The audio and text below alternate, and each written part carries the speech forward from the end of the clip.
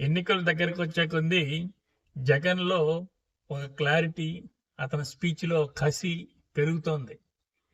ఇప్పుడు తను ఏం రిక్వెస్ట్ చేస్తున్నాడు? నా పాలన బాగుంటే, నా సంక్షేమ పథకాలు కరెక్ట్‌గా ఉంటే, నేను మొదటి నుంచి మీకు కరెక్ట్‌గా చేశాను అనిపిస్తేనే మీరు ఓటేయండి అని అప్పీల్ చేస్తున్నాడు పబ్లిక్‌కి.